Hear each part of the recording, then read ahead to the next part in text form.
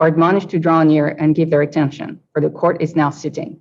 God save the United States and this honorable court. Case number 20-1470. Intercontinental Exchange, Inc., et al., petitioners versus Securities and Exchange Commission. Mr. Dunbar for the petitioners, Mr. Berger for the respondents. Mr. Dunbar, please proceed whenever you're ready. Thank you, Your Honor. The Exchange Act and the Commission's implementing regulations limit the SEC's authority over securities exchanges to regulating the marketplace, including the market facilities that, quote, bring together purchasers and sellers of securities, unquote. Properly construed and consistent with how the Commission has interpreted the Exchange Act for more than 8 decades, that authority permits the SEC to oversee exchange functions, namely those activities that are part and parcel of the marketplace, where offers to buy and sell securities are intermediated and executed. The Commission historically has not sought to regulate, as an exchange function, the communications infrastructure that enables broker-dealers and others to communicate with themselves. The two services at issue here, which we refer to in the brief as the wireless connections, are pure data transport services that enable customers to communicate internally with themselves. The services do not perform marketplace functions and are therefore not part of an exchange over which the Commission has regulatory jurisdiction. Aren't they extraordinarily specialized in enabling transfer of data in microseconds? They are very fast transmission services, Your Honor, but the function they perform is a pure data transport function. Would that ability to transfer that amount of data so quickly have any, I mean, it's only used to facilitate the purchase and sale of securities. They're not using it to listen to music or send emails. Your Honor, I believe that is correct, that the wireless connections are used in a general sense for transmitting data related to securities transactions. But the important point is that the communications are between and among customers. These are not communications networks that are connected to the exchanges themselves. And as I said, the Commission has never sought to regulate as a part of the exchange, the communications infrastructure that relates to securities transactions. And we believe the statute makes that unambiguously clear, Your Honor. But even were there doubt on this point, the Commission's own regulations compel that conclusion. And I'd like to begin with the statute, but then be sure to address the regulations. Just if I might keep you for a moment, Mr. Dunbar, with the statement you just made. What it was or is the status of tickers? Your Honor, the statutory definition of facility references tickers, but we think the proper analog here, the market data at issue is created within the Exchange Act systems and is handed off to customers or to connectivity providers within the MAWA data center for further or subsequent transport. So in other words, we think that act of publishing the data and handing off the market data within the MAWA facility is the historical analog to the ticker. As far as we are aware, and the Commission does not cite anything to the contrary in its brief, the Commission has never sought to regulate the backbone communications network.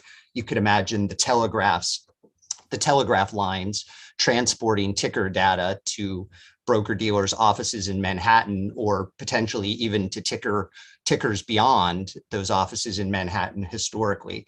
And so again, the proper analogy here to the ticker is the fact that the Commission has regulated the production of market data, and that is not at issue in this case.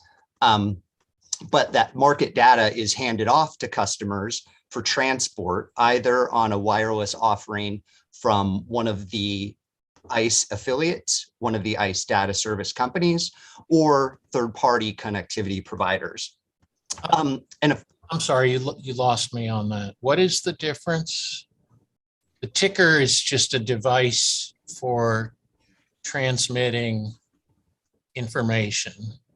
And like the wireless connections here, it's very specialized and it's used only in connection with the purchase and sale of securities. In contrast to whatever, the New York Stock Exchange has land phone lines from which you can call anybody. So why aren't the wireless connections exactly like a ticker? 2 points, Your Honor. The first is I want to be sure to draw a distinction between the two wireless services at issue here. The first are the wireless bandwidth connections, which are simply empty pipes. I think the ticker analogy at most is relevant to the market data transmission service, which is provided. And the critical point here, Your Honor, is that the exchanges and petitioners do not dispute that the market data itself, which is generated in the trading and execution systems of the exchange, is regulated as market data.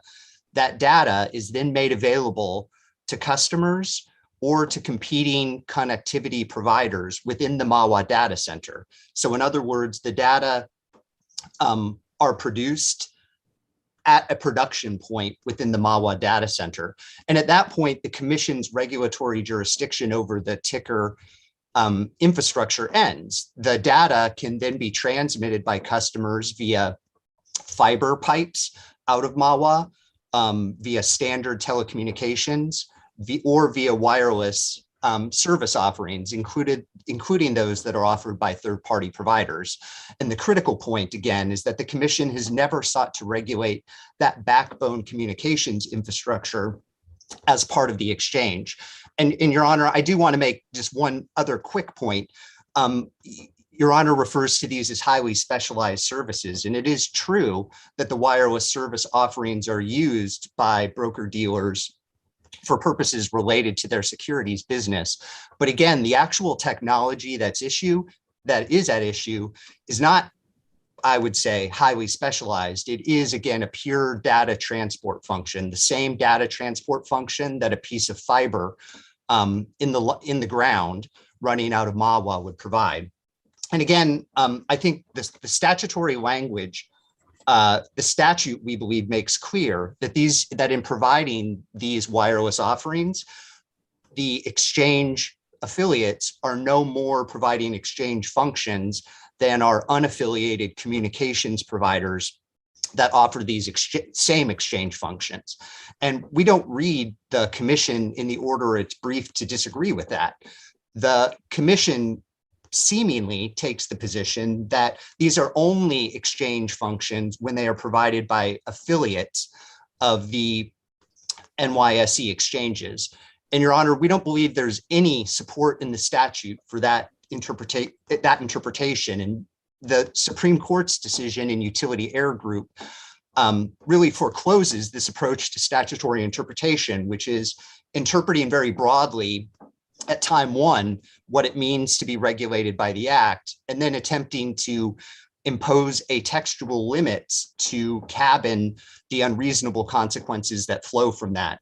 If the commission is right that providing pure data transport is an exchange function, then that would mean the fiber lines, the wireless offerings that perform those exact same functions must be subject to Exchange Act regulation, regardless of whether they are provided by an ICE affiliate, by the exchanges themselves, or by a third-party provider.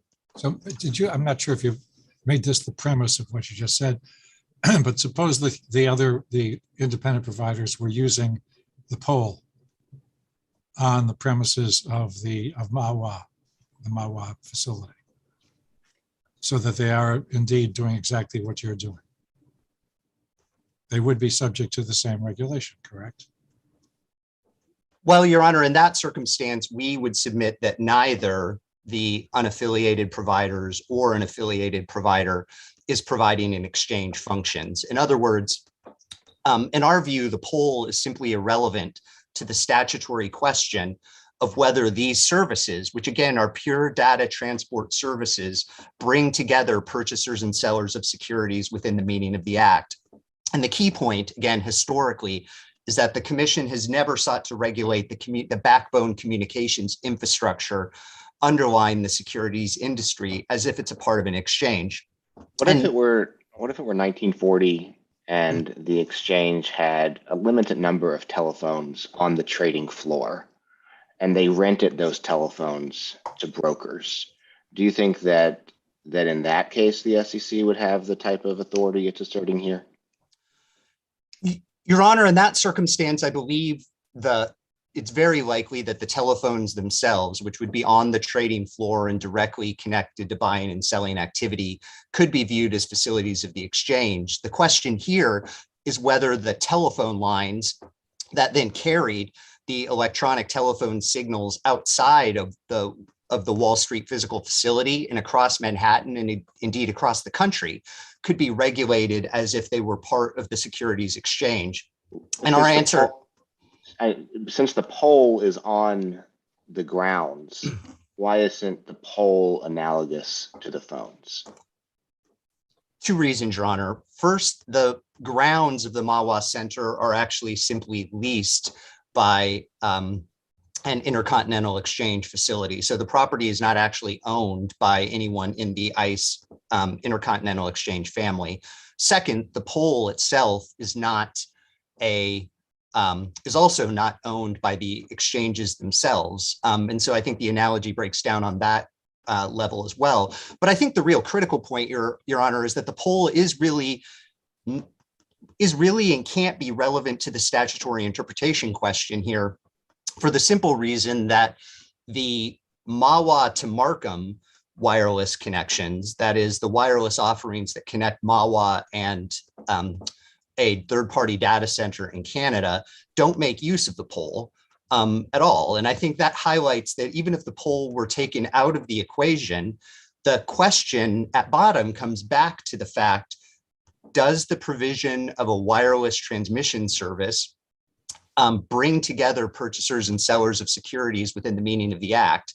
And again, we respectfully submit that the statutory answer to that question is no. But I would like to say a word about the Commission's regulations, because again, as we explain in our brief, let's stick with the statute for a while. And could you talk about prong 3 in facility? In one phrase we have is for the purpose of effecting transactions on an exchange. And you're right that these connections don't actually do the exchange, but it would seem highly artificial. I mean, if you asked IDS, well, why are you setting up these connections?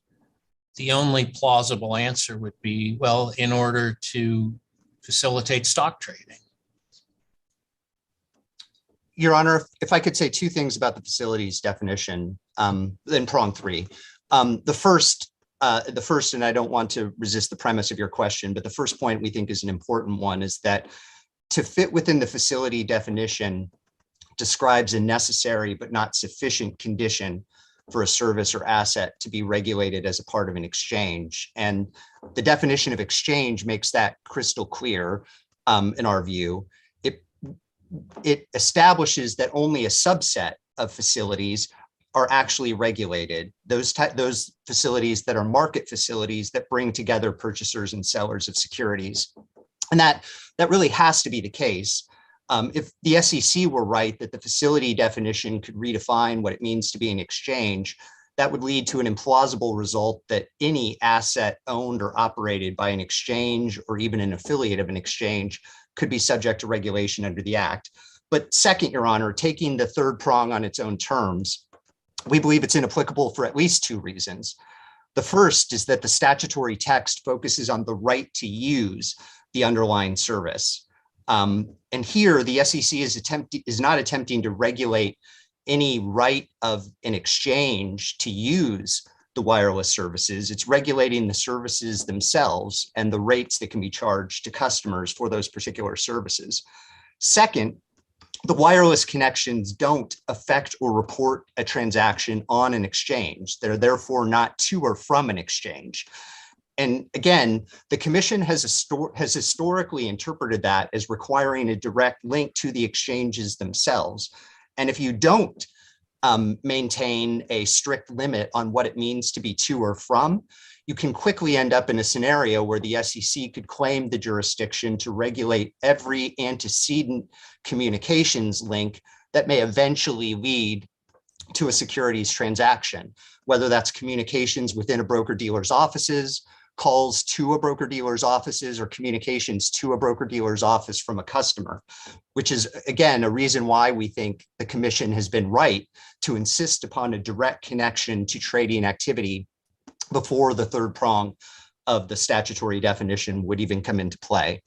I know Your Honor suggested we talk more. Yes, please. Your argument has its greatest force, I think, from the parade of horribles that leads to the commission regulating the iPhone that the trader has on site at MAWA, which of course would be crazy. But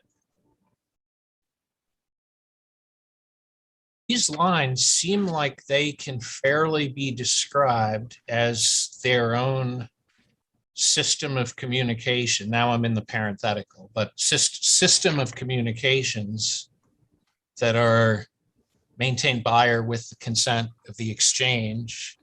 And if we bleed back up into the main text of prong 3, are all for purposes of effecting transactions on the exchange. And all of those relations are much more direct than the iPhone that the trader just has on site and can call anyone anywhere in the world on. Your Honor, even if that language could be read as capaciously as the SEC suggests, the question is that we believe the SEC has been right to historically limit its authority over exchange functions to those things that have a direct connection to the operation of the actual securities marketplace itself. And on that system of communications language, Your Honor, this is where, again, we believe the Commission's 1998 regulations are especially helpful. Because again, even if the statute at time 1 in 1934 might have been read broadly, the Commission has essentially codified a regulatory definition of exchange that the services here do not meet.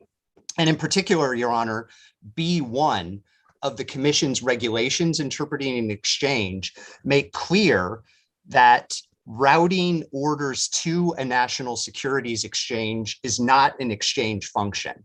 Now, to be clear, in our view, these communications services at issue don't actually route orders, and they don't actually connect directly to an exchange. But even if you were to indulge the SEC's fictions on those points, the B1 exception in the regulation makes clear that function is not an exchange activity. And in particular, Your Honor, I'd ask that the court turn its attention to 63 Fed Reg at 7855, which provides an example of systems that are exempt under B1. And we cite this in our reply brief at page 23. System J, the Commission made clear in promulgating the regulation, would be excluded from the definition of exchange. And as you can read in the regulatory history, the language says that System J provides no facilities for execution, but rather only acts as a communication system for the transmission of orders and execution of reports.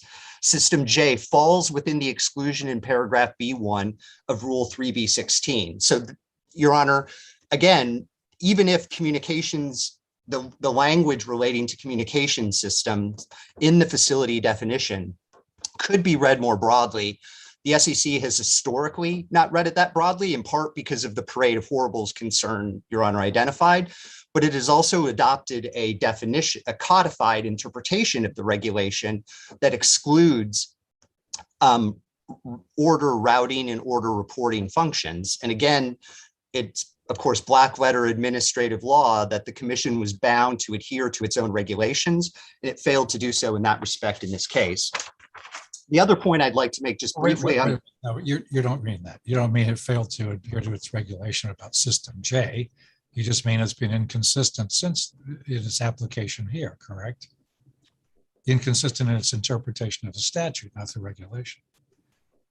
That's correct, Your Honor. My apologies if I misspoke, but I did want to make clear that it's not just the System J language. It's also that exception for routing orders is actually codified in the Commission's regulation at Rule 3B16 B1. As a rule of general application? Yes, Your Honor, that's correct. The Commission suggests in its brief, I think, that, well, we adopted this regulation only in the context of attempting to determine how to classify so-called alternative trading systems. But there's nothing in the text of the regulation itself that limits the regulation to that purpose. In fact, the heading of the rule is styled definitions of terms used in Section 3A1 of the Act. And the text of subparagraph A of the rule itself makes clear that the definition is essentially codifying what it means to bring together purchasers and sellers of securities within the meaning of the Exchange Act, which is, of course, the precise issue here. Give me the citation to that regulation again.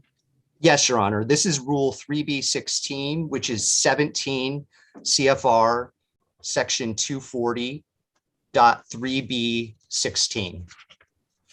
And the language I read, the language I read to the court about System J was in the preamble to the rule that was adopted in 1998, which was 63 Fed Reg at 70855, which again, we cite in our reply brief at page 23.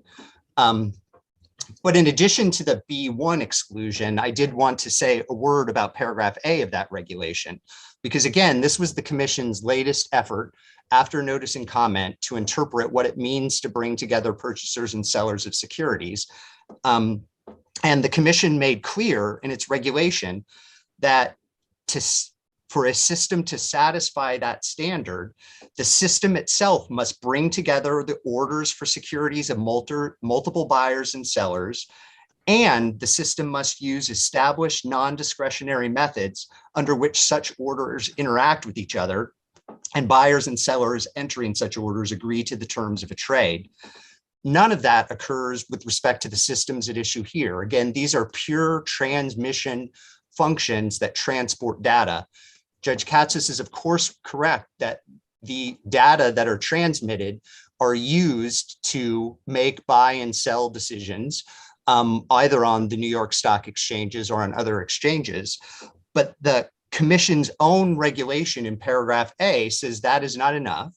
The system itself must instead actually permit orders to interact and establish non-discretionary rules that govern the terms of those interactions, hearkening back to the auction market principles that are really at the heart or core of the history of the New York Stock Exchange and other exchanges themselves. And as we argue in our brief, these rules are generally applicable. They remain on the books, and the Commission was obliged to adhere to those rules, or at least explain how and why those rules applied to the wireless connection services at issue here, which is again something that the Commission simply failed to do in the order. And as I said at the outset, even if the court had questions about how the statutory definitions might apply, if you were reading this on a blank slate, we again think the Commission's regulations make it crystal clear that the wireless transmission services at issue in this case are simply not exchange functions and are therefore not subject to regulation as facilities of an exchange under the Act. And unless there are additional questions, I know I'm over my time. I would like to reserve a few minutes for rebuttal. We'll give you rebuttal. Briefly, would it matter to your argument at all if the exchange, one of the exchanges, let's say New York Stock Exchange itself, rather than the holding company, provided this service? We don't think so, Your Honor. In our view, an exchange function, and this is, and I say our view, we think this is what the statute and regulations demand, which is that an exchange function either is part of the regulated marketplace or it isn't. And that has nothing to do with who provides the actual service. So if a fiber line that a broker dealer bought that runs into MAWA and that connects to the customer's equipment is being provided by Verizon, that fiber line into MAWA is either providing an exchange function or it isn't. If Verizon sold the fiber line to the New York Stock Exchanges themselves, we don't think applying a functional analysis, which is again what the commission purported to do in the order and attempts to defend in its brief, we don't believe that the actual owner of the service or asset should matter. What matters is again the function that's being provided. And in this case, to take the court back to where we began, it's important to be precise about the function that's at issue here. And again, that function is a pure transmission data function, really the services of a telecommunications provider, not the services of a stock exchange. But when we talk about function, it seems to me you're losing any attention with the word facility. A facility is something that facilitates. So if it facilitates that function, then it's a facility. I don't think we disagree with that, Your Honor. I think the question is again, providing internal communications connectivity that allows broker dealers to communicate with themselves. Is that the function of a stock exchange? No, the question is what I think is whether it facilitates the exchange's pursuance of its functions. Well, again, Your Honor, on that point, these wireless connections are not necessary to the operation of the exchange. And if it's true that everything that could facilitate an eventual securities transaction becomes subject to regulation as an exchange under the Act, there would really be no limiting principle or stopping point to the Commission's statutory authority. Well, that's really the issue here, isn't it?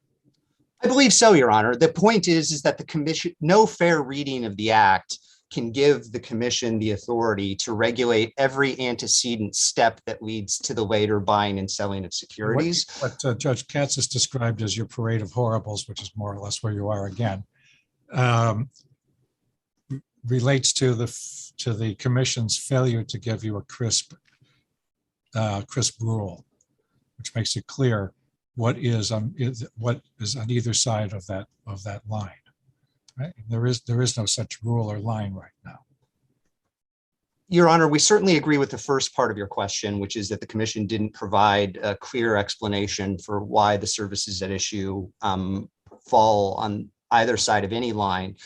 But I would resist the second part of the question. We do think that there is a fairly straightforward definition set forth of what it means to bring together purchasers and sellers of securities. And that, again, is the Commission's own regulations, which fairly applied to the wireless services at issue here, make clear that these are not exchange functions. If the reg is dispositive, it's a little curious that it's the last element, I believe, in your step one argument.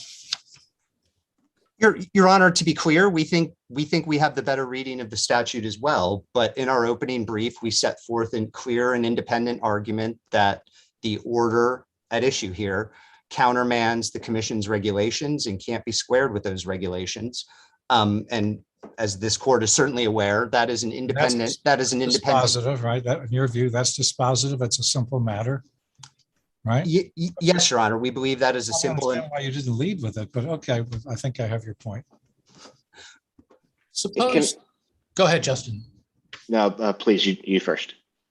Suppose we agree with you on the exchange point.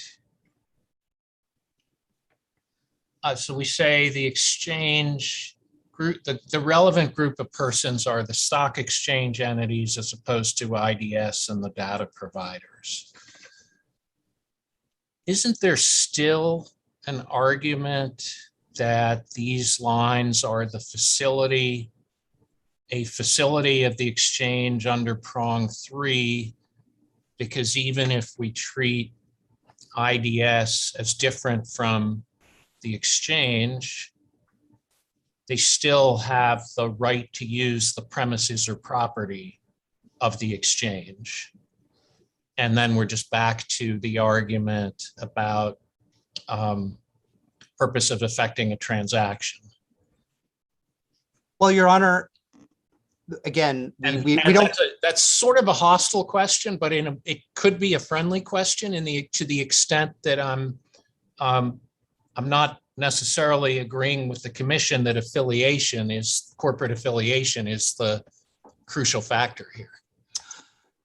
Your Honor, I think the best answer to that question is that first, the MAWA facilities, the grounds are not actually owned by the exchanges themselves. But setting that point aside, if the court wants to view the entire MAWA facility as in effect owned or controlled by the exchanges, despite that the logic again of the court's opinion would mean that the third-party telecommunications lines running into the MAWA center, of which these are only one types of communications path, would all need to be regulated as exchange functions. And that is in a sense is a parade of horribles, Your Honor, but I hesitate to call it that. I think it's more a question of there needing to be reasonable limits to the scope of the SEC's authority over the exchanges themselves. And the point is, and this is a critical point. And what would be wrong with the limiting principle? This is not a completely bright line, but seems to me a manageable line, which is that facilities like this that are very specially designed to have one and only one purpose, which is to facilitate stock trades, fall on one side, and facilities that connect no differently to MAWA than to anywhere else. The normal phone line from which you could call anyone in the country fall on the other side, because that is not a system. That phone line is not a system maintained to facilitate stock trading, whereas these connections are. Your Honor, I think that line would be very difficult to apply in practice for the following reason. The fiber lines that are running into MAWA are not just for standard, telephone calls from people to MAWA. They are also high speed. We're talking about the speed of light here. And the difference is really just that light, and this defies my memory of physics, that light travels somehow faster in air than it does over fiber. But we're still talking about very high speed transport, regardless of whether we're talking about fiber lines into MAWA or wireless transmission facilities that carry data out of MAWA. And the point is that those fiber lines and other lines of communications are provided by all types of different unaffiliated third-party providers, including one of the amicus here, McKay Brothers, is a telecommunications provider that offers competing wireless services in and out of MAWA. And under the limiting principle, I think, Your Honor was attempting to define, it would be clear that the McKay Brothers facilities themselves would also be exchange functions. It would be clear that the special access lines that perhaps a telecommunications company might provide to a broker-dealer, connecting a broker-dealer's office to MAWA via fiber, would also be a facility of an exchange under that interpretation. And so I think it becomes very difficult once you accept that the commission's jurisdiction actually extends to regulating the communications backbone underlying some of these transactions, including transmission functions. It becomes very difficult, if not impossible, to draw a defensible limiting principle. And I think that failure of the commission really even to attempt to do that in the order here is significant. The logic of the commission's opinion in effect is that if an affiliate of Intercontinental Exchange, and Intercontinental Exchange is a significant company with 12 regulated exchanges globally, including futures markets and clearinghouses and all manner of data connectivity services. If anything provided by an Intercontinental Exchange affiliate that is related to the buying and selling of securities or has some type of connection to securities transactions could be regulated by the commission as under the Exchange Act, that would truly be a breathtakingly broad view of the commission's statutory authority. And respectfully, we don't think it's one that could square with any reasonable understanding of Congress's intent. And it's certainly not one that, again, can be squared with the commission's own regulations, which authoritatively interpret, in the commission's view, what it means to provide an exchange function. Okay, Judge Walker, sorry, I cut you off. No, that's okay. You basically got to what I was getting at, so I'm good. Thank you, though. Anything else? Judge Ginsburg? Thank you. All right, thank you, Mr. Dunbar. We'll give you some time on rebuttal. Thank you, Your Honors. Mr. Berger. Good morning, and may it please the court, Jeff Berger for the Securities and Exchange Commission. The wireless connections at issue here are covered by Section 3 of the Exchange Act because they are communication systems for the purpose of effecting and reporting exchange transactions. And the commission, in reaching its order, adhered to Section 3A, which both defines exchange and then describes what constitutes a facility for purposes of that exchange. Now, as I understand petitioner's argument, which has changed over the course of this litigation, they're no longer focusing on corporate separateness, and they now agree that exchange turns on functionality. So let's go to what functionality means in the commission's view. Is the commission focusing on corporate separateness? I thought you made a fairly big deal out of the affiliate relationship between IDS and the stock exchange. We were responding to the argument made in the opening brief that affiliation was relevant, or in their view, lack thereof. So that was in response. And I will say, and I'll get to this in a little bit if that's okay, I do think affiliation is relevant to answering about the parade of horribles you talked about with Mr. Dunbar. But I don't think for purposes of straight functionality, we can accept that we can just start with functionality. And as to functionality, the commission's reading is that the wireless communication systems are exchange facilities, which is a better reading of Section 3. To be clear, the commission has consistently found that exchange functionality includes communication of orders and market data to facilitate transactions at MAWA. And I want to respond specifically to something Mr. Dunbar said. He said that the commission has not historically regulated telecom infrastructure. But I would add, as to MAWA, which is what these particular filings were all about, the commission has consistently, since MAWA opened in 2010, reviewed rules put forth by or proposed by the exchanges regarding backbone infrastructure, such as fiber connections, local area networks, sort of smaller band wireless connections. But most importantly, the commission has regulated wireless connections at MAWA provided by these exchanges since the end of 2015. So the whole historical argument doesn't really work here. What petitioners are advocating for here is an artificial restriction. In their view, exchange functions are only those that connect directly to the matching engines. They're only the ones that bring buyers and sellers together in the most literal sense. But our understanding is most faithful to the statute because it takes into account Section 3A1 and Section 3A2. And to emphasize the language, it includes any service for the purpose of effecting and reporting a transaction on on an exchange. And in the parentheses, any system of communication to or from the exchange. That is exactly what these wireless systems are. They are systems of communication. And I recognize that Mr. Dunbar is using the phrase pure data transport. But at this point, the exchanges agree that these services are a means to facilitate trading. Every single commenter except the exchanges describe these services as used solely to facilitate trading. And as part of explaining why these particular services satisfy Exchange Act Section 6, which we'll talk about a little more later, they describe them as their virtue was they enhance trading efficiency. So they're beyond just pure data transport. The only reason anyone is going to spend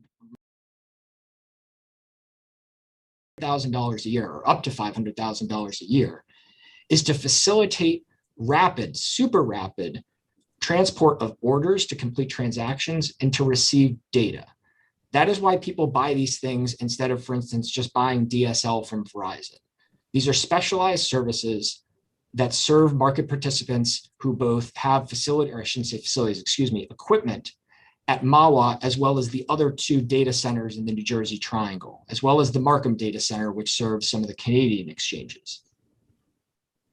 Again, the only reason people use these is as a system of communication for the purpose of affecting and reporting transactions. That is the whole goal. So if this is all about a question of exchange function, these wireless systems are precisely the type of communication systems that market participants use to transact, particularly on a modern stock exchange.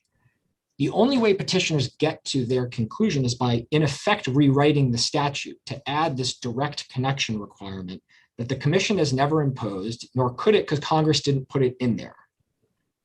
To be clear, Section 3 does not limit the commission's authority solely to trading and execution systems. It's much broader than that.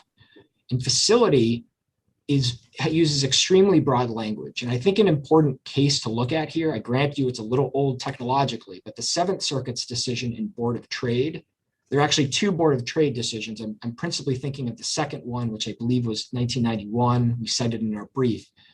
That's a situation where in deciding a registration issue, granted it dealt with clearing agencies, the Seventh Circuit noted how broad the language was in Section 3.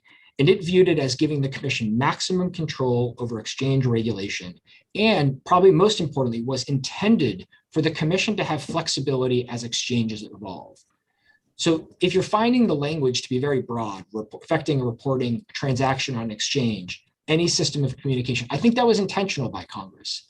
I think Congress wanted to make sure that as exchanges evolve, and exchanges were evolving in 1934, they were certainly very much evolving in 1975, and they're evolving as we speak, to give the commission some authority, some flexibility to deal with different situations as presented.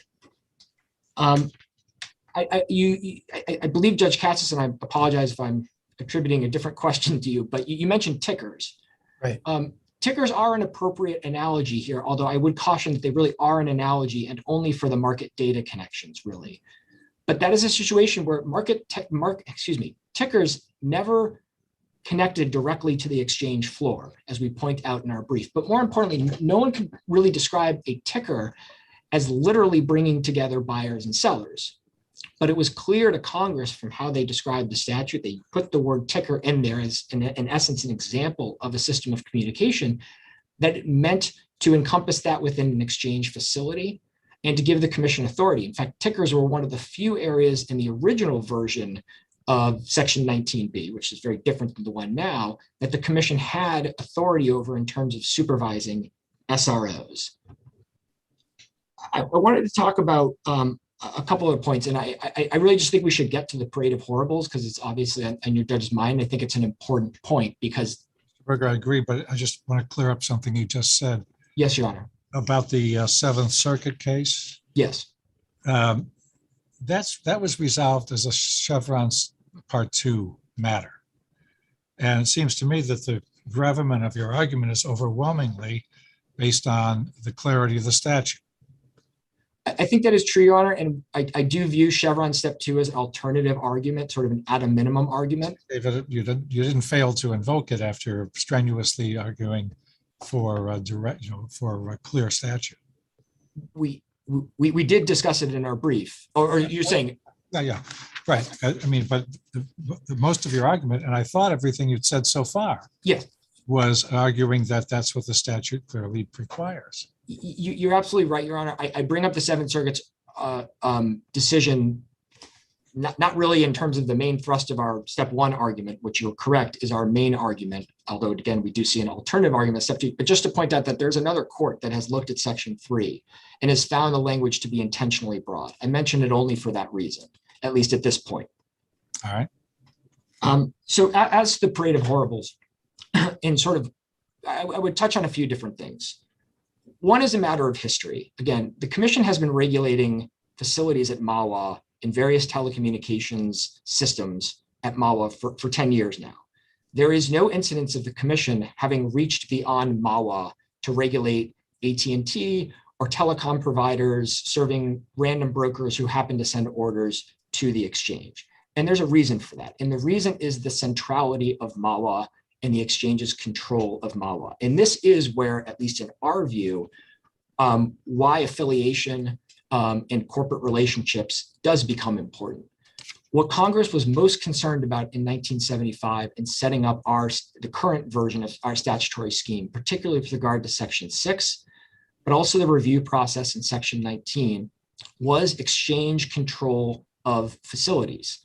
You read 6B4, 6B5, 6B8, and what Congress was, and I would add also the Senate report number 9475, which accompanied 75. And I know there's differing views on legislative history, but this happens to be a report this court has cited often and is very illuminating with regard to what Congress did in 75.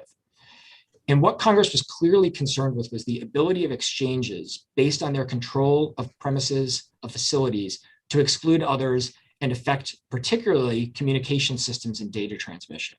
It's why Congress gave the Commission more authority to regulate precisely this area.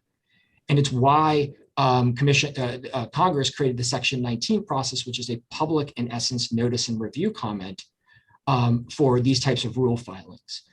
And the Commission does consider affiliation important as to why it hasn't gone further. And again, there's a track record of it not having gone further during the entire time of MAWA's existence. And the reason is that the exchanges, which apparently in this instance have sort of offloaded certain facilities to these subsidiaries, the IDS subsidiaries, which I'll just lump together because petitioners do as well, that they can still gain control over the ability of people to access those facilities and get that crucial latency edge, that crucial latency advantage, which, as the commenters in this case and the Commission's expertise recognizes, can make all the difference. I recognize— Mr. Berger, the private providers that compete with IDS are not common carriers. They could exclude anyone from their facilities. But they can't exclude people from the marketplace itself. They don't control the marketplace. They don't control, in this case, what we call the matching engines, which is basically the modern term for the trading floor. It's the place where buy and sell orders are matched to execute a transaction. And to us, that's the entire point here and the entire relevance of why the Commission has consistently regulated exchange facilities, communication facilities, as well as co-location facilities, which shouldn't be ignored here at MAWA, but hasn't gone beyond that. Mr. Dunbar mentions that ICE has all these other entities, other exchanges in the world, other data services. There's no incidence of the Commission regulating any of those. They're not new. They've been around for quite some time. The Commission hasn't regulated them because they don't have that connection to MAWA, which is, as everyone agrees in this instance, the nerve center of what is now the New York Stock Exchanges. And I use plural to encompass all five. So, Your Honor, Judge Katsas, you asked kind of a hypothetical and about, it's not really facilities in general, it's facilities like this. And I think I agree with that point very much because I think MAWA is the key here. The issue that was presented to the Commission, and I do want to emphasize, this is not a rulemaking. The Commission is not making a legislative or substantive rule. We're not invoking Section 3 to, for instance, redefine facility. We were presented with a proposed rule change by the exchanges that presents the Commission with a very definite set of facts regarding a specific system of communication at a specific location. And I mention this because once that comes into us, we make a determination of whether it is consistent with the Exchange Act or inconsistent. In this instance, we approved it because we deemed it consistent. If there are different facts and circumstances presented in a different context, including a different type of facility, there may be a different analysis. And the Commission has made clear over time, particularly with regard to the order routing type of scenario, which is the example Mr. Dunbar gave you, the 63 Fed Reg, that's in the broker-dealer order routing. And I'll talk about that in 1 second. But that scenario, different facts and circumstances under a Section 19 analysis, under that process, it is possible it will produce different results. But I will say up to now, with MAWA, we have not gone beyond the MAWA boundaries in terms of what we've regulated for systems of communication. So let me give you one different one that interests me, which is it's the identical arrangements you have at MAWA, except IDS, instead of being an affiliated company, is a separate company, and they're doing this they're offering this as a joint venture or just companies supplying complementary services together? How would you analyze that? I would say you really have to look at the facts and circumstances of the joint venture. And I know Your Honor probably. It's the same arrangement. It's 70. Oh, it's the same arrangement as IDS? Yeah. Then Just I would say. Make IDS an unaffiliated company. If the exchanges still have the ability to leverage their control over the matching engines, the marketplace, access to those matching engines, it's the same analysis. It has to be the same analysis precisely because of what the exchanges can do in terms of excluding. I'm inclined to agree with you, except you seem to have put such heavy emphasis in your brief and in the underlying order on the fact of affiliation. And I will say, Your Honor, one, that was in response to the arguments that the petitioners were making that affiliation is irrelevant, meaning that just because their initial argument was because the IDS affiliates sort of control the system, therefore it's not an exchange. That was partially their response. But let me add a little bit beyond that, though, which is that particularly in these what we're calling routing orders, again, these are a series of orders. We cite them in our brief. Mr. Dunbar mentioned one of them. But the commission has consistently said in these situations where broker-dealers are in effect routing either buy or sell orders to exchanges, we have said that the relationship between the routing broker and the exchange is a fact that gets considered in determining whether it's a facility of the exchange. I mean, there's a track record of this, and we've said in some instances where there's no relationship, contractual or otherwise, it's not a facility, and in others it is. And again, the whole principle behind that is the element of control over the marketplace. So sorry, walk me through within the statutory definitions of exchange or facility where affiliation comes in. To us, the concept of affiliation comes in with the group of persons constituting, maintaining, or providing the marketplace or facilities. And then you. Even though group of persons to me just sounds like people acting in concert, not corporate affiliates. Yes, but I think that sort of gets to your point that while we're talking about corporate affiliation in this particular, I don't want to say rulemaking, but it's not a rulemaking in terms of this SRO rulemaking. Those are the facts that were presented here.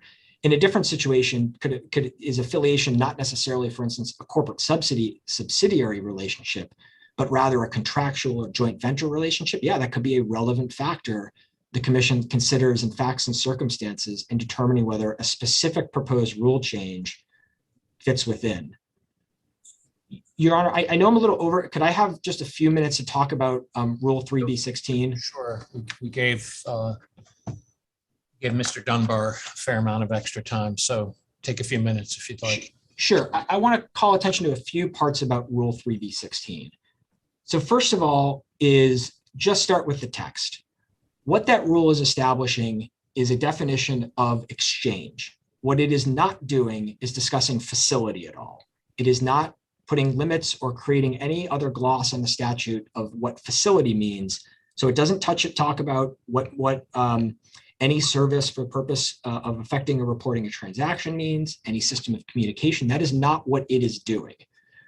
Within just the exchange definition, though, all you have to do is juxtapose sub A with sub B to understand the context of this particular rule.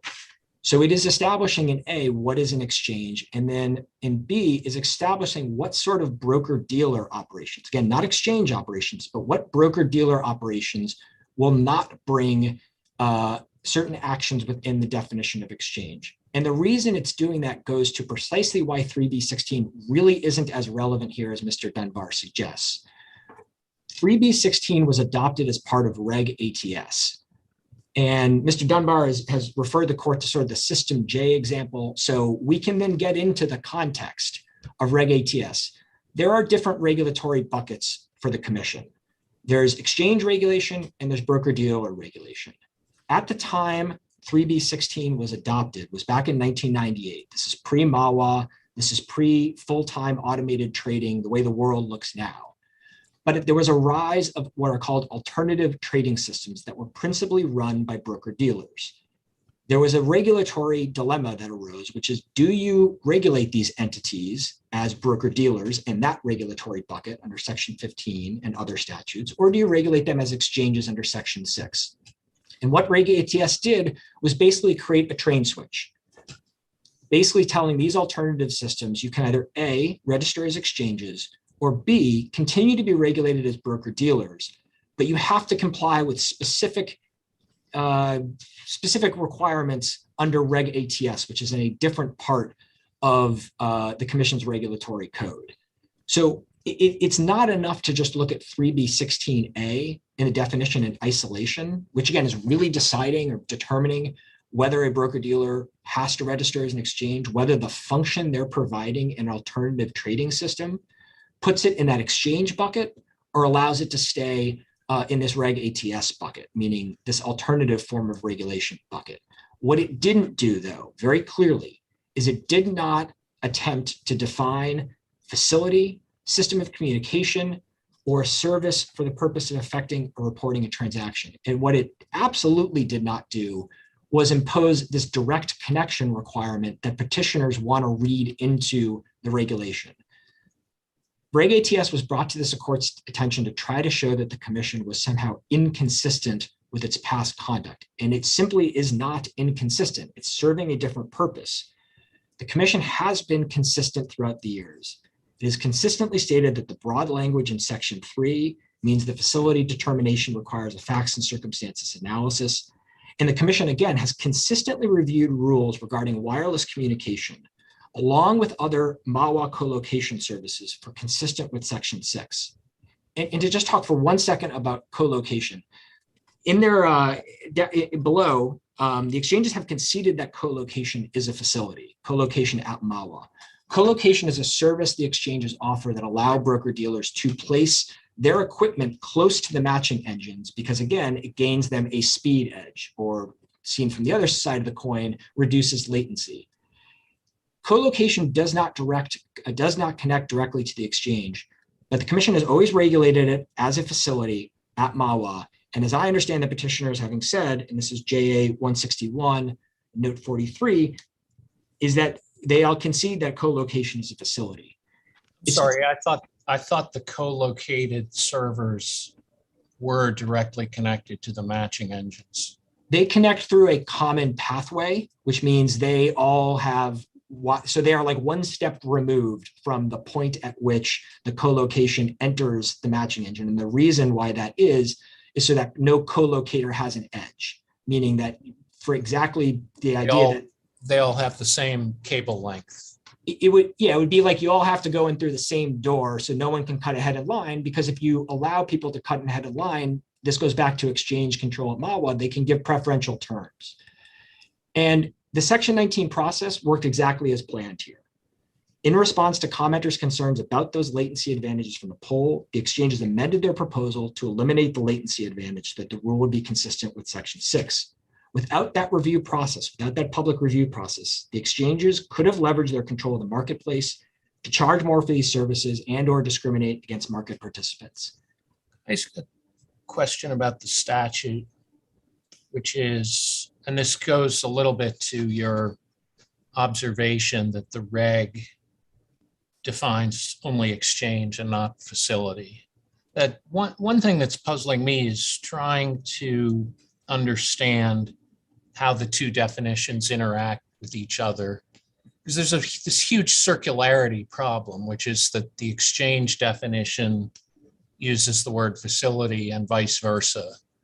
So how do we, how should we unpack that? Do we start with the exchange definition with kind of an intuitive platonic idea of facility in the back of our minds, or vice versa, or can we come at it either way?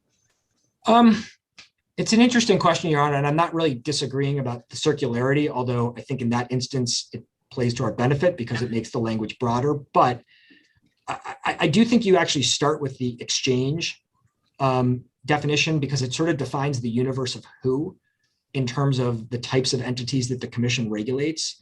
And to me, then the key of sort of why I say that, although I don't think the other thing you're proposing is necessarily sort of wild or unreasonable, but the reason I say that is because then it goes down in that last phrase, includes the marketplace and market facilities.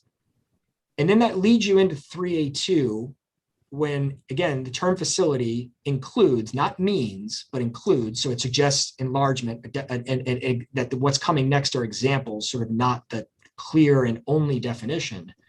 And then gives you these types of examples of services, facilities, things that make functions easier, to use a sort of dictionary definition of facility, that exchanges can offer. I think the goal of all of that, in my view, in my understanding of the history of the statute with Congress, was to make this as broad as possible, to make sure the commission had authority over exchange regulation. I guess, I mean, you're right. It's probably a little bit more logical to start with exchange, but assume just hypothetically that I think your case on facility is stronger than your case on exchange.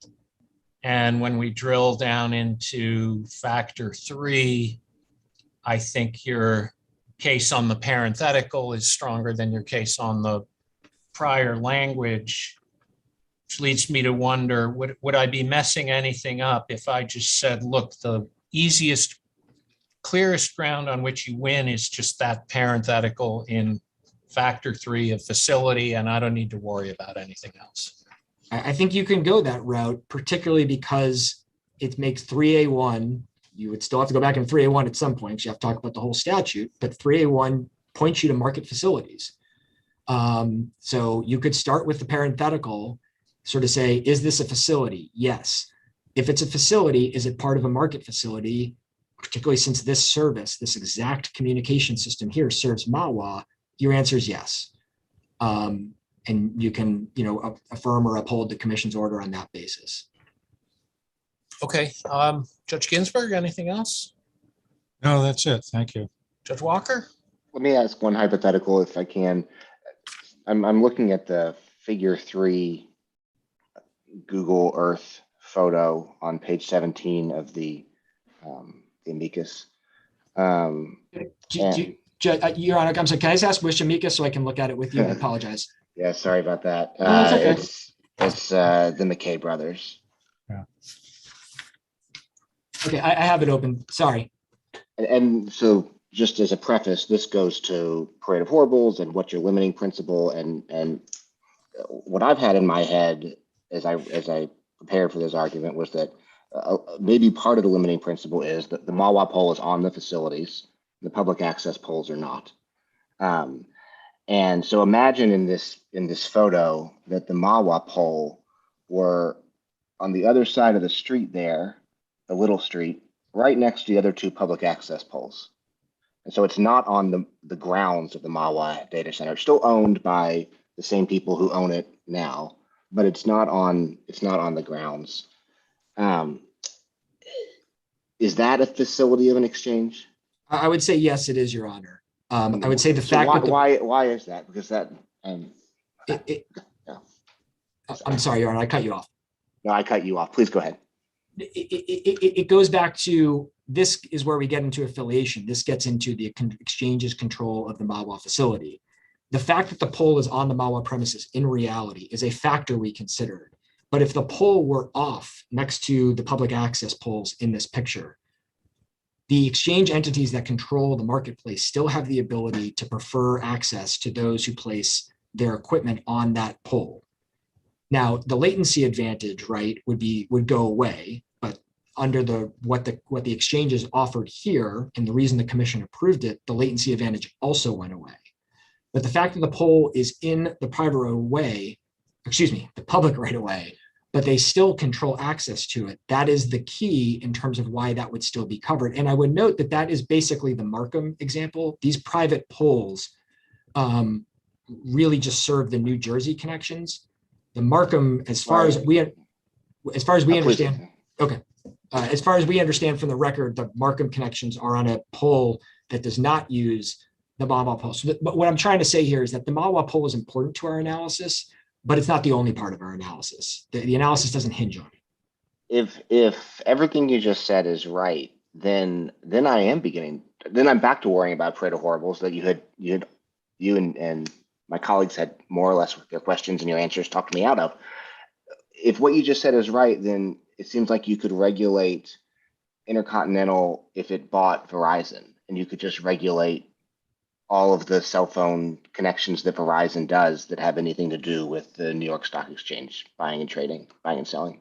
Well, I mean, it's hard to sort of believe that just cell phone connections are going to have that same core purpose of affecting and reporting transactions that these particular wireless services have. But let's just say, for instance, I'm just trying to think of an example that gets us back to NYSE Rule 36, which does in fact sort of place limitations on the ability, this is sort of back in the floor days at 11 Wall Street, the ability of brokers to be able to communicate using certain types of, it's not about the cell service itself, it's about the timing and way in which you use cell service. There are rules about that the commission has reviewed. Now, we're not regulating AT&T or Verizon itself, but you are regulating the pathway or the way in which the communication system is run, in part because, again, there's a control of the marketplace. So I don't think it goes back, I don't think it leads to that parade of horribles at all, precisely because we're talking about this poll at MAWA here, where the exchanges can still leverage their control of the marketplace, of the matching engines that are just inside the building, as well as the fiber paths that lead from the pole to the building, all of which are on the premises. That is what distinguishes this from, for instance, a pole 80 miles away, that AT&T owns. Your limiting principle has a lot to do with the leverage that Intercontinental has, and you're imagining in my hypothetical, well, they might be able to still have some additional leverage over competitors, and that's your limiting principle. I mean, that's the analysis that we do under Section 19. That's the analysis Congress charged us to do under principles like 6B4, 6B5, 6B8, is to consider whether there's any inappropriate or unnecessary competition. So yeah, I mean, we are going to have to take each communication system as it comes in, which is why we've emphasized the facts and circumstances analysis. I recognize that is not the most edifying thing ever to hear in terms of bright lines, but also I don't think that's what Congress had in place with this. We're not creating a rule that covers all facilities going forward. We're dealing with a particular set of facts as given to us in the Section 19. Please go ahead, Judge Ginsburg. Just in the Section 19 process, sorry. Counsel, just briefly, what is the exact mechanism by which this control would be exercised? Is it slowing down the others' connections at the matching engines, or just what is it? I think it would be more charging more. Perhaps okay. To me, that, I mean, this is a hypothetical because it didn't happen here, but right. If you're 1 microsecond closer, everyone needs to be 1 microsecond closer to compete. You would need to go to the exchanges for that, and the exchanges could charge more, supply and demand. So that's in essence it. Although I suppose there's a concern about blocking access as well in another context. Excluding is a bit of an overstatement. It's discriminating. You're right, Your Honor, and frankly, that's the term that I believe is used in the statute. So I should have said that. Also, equitable allocation of reasonable fees is the language in 6B4. That would also, what we're talking about, price differentials would fit into that. Yeah. And in this case, it is the location of the pole that is the reason that some people get to buy at a lower price and other people have to buy at a higher price. Is that right? No, I mean, I think it's more that there's one price, but the latency was equalized. But I thought that the people who use the MAWA pole are able to buy a microsecond faster than other people, and so they're able to buy it at a lower price. No, so what happened as a result of the Section 19 process was the exchanges basically committed to what's called fiber. Oh no, I understand, but that's because but right. If you had no jurisdiction here, yes, that would be the concern. That would be the concern. That would be the concern, is that the prices would be higher. And if there is a legitimate concern on that ground, then I think your case for having the authority you assert and for this being a facility of an exchange is a lot stronger than if that leverage did not exist. Right. And I mean, what we heard from every commenter, was a deep concern about that exact issue. And the commission was persuaded by those comments. So just to be clear again, the disparity in pricing you're talking about is not with reference to the transactions on the exchange. It's with reference to the price paid for access through the tube. Yeah, in essence, speed. Well, that's why the price is higher. Yes. Right, but Get speed, that price, yeah. right, yeah. To get that speed in me. And the brokers would pay the higher price for that access so that they could buy at a tiny bit lower price, a microsecond faster than other people before the price rises. So the broker dealers, the market participants who would buy this service, most of them have their own equipment at all three of the major data centers in New Jersey. In order to fulfill their duties in the national market system, they are constantly having to triangulate to find the best price among the exchanges. And most of the stocks we're talking about here trade on all three exchanges, all three exchange families, I should say. So there's constant data and order going through all of these, through this triangle, which is absolutely necessary and by congressional design. But late data is pretty much useless data. So this stuff is mission critical for the market participants who would pay all this money for it. Thanks. Walker, anything else? No, thank you. Judge Ginsburg? Well, just one last thing then, Mr. Berger. If everybody has access to the same speed of connection, and that's not a feature of their competition, what do they compete on? What do they compete on in terms of this particular service, or? No. I mean, if they can all get to the exchange at the same time and see the best price. Oh, you mean the market participants? Excuse me. Yeah. I mean, information is one. How they assimilate the information. There's a variety of things, but also some of it is just complying with their best execution requirements that are imposed by law. Right, they're all able to do that if they have the same access. If they have if they can move as quickly as as physics allow. All right, that's enough. You don't need to go on for me. Thank you. All right, thank you, Mr. Berger. Mr. Dunbar, we'll give you a few minutes. Thank you, Your Honor. I think Mr. Berger's answer on the poll question gives away the SEC's position here, which is that ultimately the interpretation set forth in the order is based on an affiliation standard, not a functional analysis of whether the service at issue is actually providing an exchange function. And I think that's critical because there is no, and I didn't hear Mr. Berger supply one, no textual basis for an affiliation gloss on the group of persons, language, and exchange.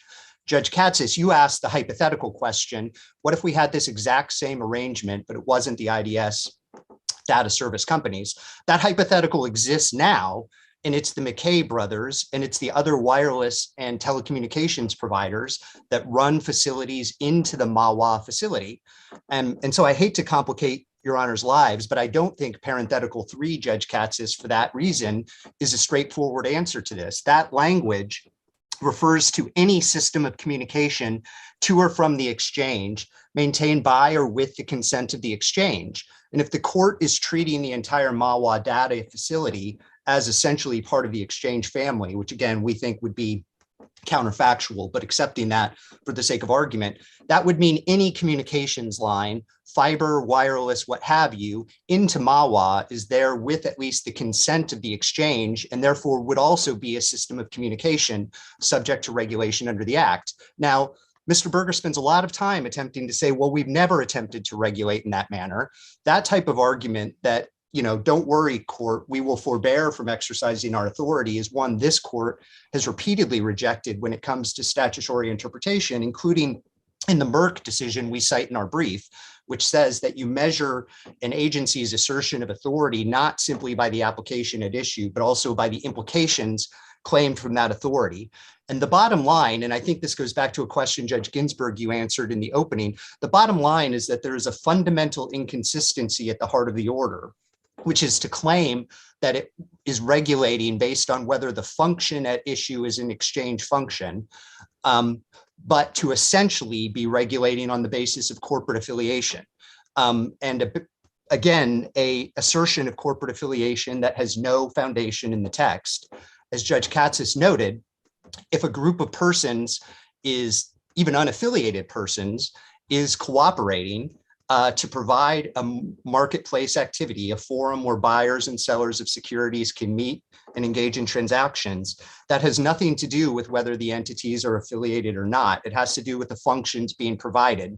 And again, that basic inconsistency, the Commission's nominal embrace of a functional standard, but its refusal to provide it in an attempt to apply some type of affiliation standard, is a type of internal inconsistency in an agency's reasoning that itself is a ground for vacature of the order.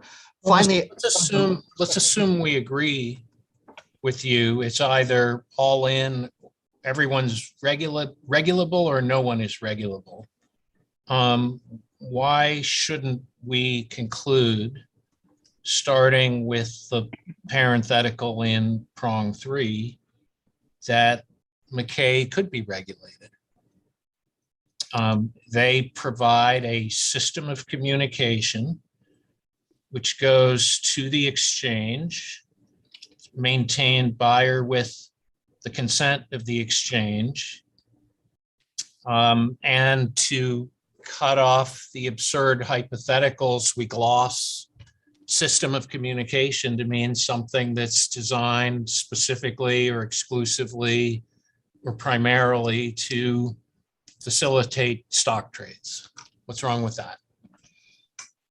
two responses, Your Honor. The first is there's a basic check. None of this explanation Fair enough. but setting aside construction. Setting aside the Chenry issue, I think the fundamental problem is that if you don't read to or from the exchange to actually mean to or from the exchange, and you read it to mean anything, and maybe anything is too broad, but other things that could facilitate securities transactions, you quickly run into line drawing problems that are extremely difficult. Mr. Berger referenced the idea that these means of communications are used to facilitate security transactions, but think of all of the things that are also used by broker-dealers to facilitate securities transactions, including the news and information sources broker-dealers might consult. If ICE acquired a company that provided stock-related news to broker-dealers, I think the logic of the Commission's position would demand that that news service be regulated as an exchange function. The computers or communications within a broker-dealer's office, there is no good limiting principle unless you read to or from the exchange, again, consistent with the Commission's 8 decades of interpretation, at least prior to the 2013 orders that Mr. Berger referenced, consistent with the Commission's consistent communication that we are not going to regulate the communications backbone. That's left to perhaps telecom providers, the FCC, but that's no business of the SEC. And I think that's the fundamental problem, Your Honor, with parenthetical 3, which is that it becomes very quickly to articulate, it becomes very difficult, I should say, to articulate a defensible limiting principle once you move away from communication systems that directly connect to the exchange. And I think the parenthetical 3 example also leads to another point that I really do want to stress on the regulations front. Sorry, so exchange by exchange, you mean just the matching engines? Your Honor, we think the exchange is more than just the matching engines. It's the servers that are in MAWA that have to do with the intake of data, including buy and sell orders, their ranking, their matching, and then the publication, which is the creation of the market data itself. We think all of those things are fairly described as core marketplace activities. So I don't think we're suggesting it's limited to just a specific server, but it is limited to a specific functionality. And the point again is that these are internal communications by a broker-dealer itself. And if those are treated as regulated exchange functions, I submit to you there is not a defensible way to say that turns on the affiliated status of the provider offering that communication service. Either that communication service is or is not an exchange function. And again, the statute runs into innumerable line drawing problems that the SEC really hasn't even attempted to deal with in the order and articulating its interpretation. But more to the point, and again, even if in isolation, you could puzzle over how to read the facilities definition in light of the exchange definition in the statute, we do submit that the regulations answer this question in a very straightforward manner. Mr. Berger suggested that the regulations were not intended to define what it means to be a facility, but that's plainly contradicted by the text of the regulation itself, which says that the purpose of the regulation in paragraph A is to define what it means to provide a marketplace or facility for the purpose of bringing together purchasers and sellers of security. And if you just take a quick look at even the— That's just the statutory language in 3A1, right? That's correct, Your Honor, but I think that's our point, which is that it's not enough to fit within— That's his point, that this reg is about exchange and not facility. Putting aside the circularity issue, to the extent there's any difference, it's a 3A1 definition. Your Honor, and I think this is a critical point. We respectfully believe that what the definition of exchange talks about are market facilities that serve a particular purpose of bringing together purchasers and sellers. And our point is that the Commission's regulations define what it means to be that type of facility. So we think it's wrong to suggest that the regulation provides no insight into what a facility is for purpose of regulation under the Act. And if you read the preamble to the rule, the 1998 rule, it's clear, the Commission was clear over and over again that Rule 3B16 was meant to define essentially a functional activities-based inquiry for what it means to provide an exchange function. And the point is that the services at issue here, the wireless services that are issued here, which again are internal communications functions that transport data to or from customers, that those are not exchange functions within the meaning of the Commission's own regulations. And System J makes that, the System J example we pointed to makes that very clear. And I think the argument Mr. Berger is making that, well, this was adopted to help us deal with the problem of alternative trading systems is correct, but there are often specific problems that prompt agencies to promulgate or revise their rules. And the text of the regulatory change that the agency accomplished goes beyond the specific problem before it. And this is a circumstance where the Commission adopted a generally applicable, to borrow Judge Ginsburg's term, generally applicable regulatory standard for interpreting exchange, including, Judge Katsas, what it means to be a market facility, which is, I think, the critical issue here. And we'd respectfully submit that the Commission has really made no reasoned effort to square what it did here with its own regulations, which again is an independent reason that the orders can be vacated. Okay, I understand. Judge Ginsburg, anything else? Yes, please. Mr. Dunbar, you opened with saying that counsel for the SEC had sort of given away the game by saying it really, or revealing it really does depend upon affiliation, corporate affiliation, because any alternative provider would be there with the consent of the exchange, which is an alternative to being maintained by the exchange, correct? But his point, it seemed to me, turned not on that, but on the ability to exclude or price discriminate. And if the provider is there with the consent of the exchange, it would be on the terms dictated or reached by agreement with the exchange, in which case they could, the exchange could still keep its exclusivity, its exclusivity in zero or lesser latency by charging more for others to get it. Same discrimination, just with the consent. Your Honor, I think I agree with that, but I took that explanation to mean what's driving the Commission here is the Commission's view, to borrow, I think, what Judge Walker said, the leverage that is inherent, apparently as the Commission sees it, in the idea that part of this ICE exchange family are actual exchanges themselves. In other words, Mr. Berger suggested it doesn't really matter where the pole is located, on or off premises. The SEC is going to take the position that if anyone in the ICE family gets into the business of providing communications, there's somehow a potential for discrimination that requires regulating their services as if they are as if they are provided by the exchanges themselves. And that, I'd submit, Your Honor, is essentially another way of saying that affiliation is what's driving the outcome, not the location of the poll. But to the point about exclusion, I do want to say, Your Honor, that I think there, to conclude that the Exchange Act does not remedy any particular problem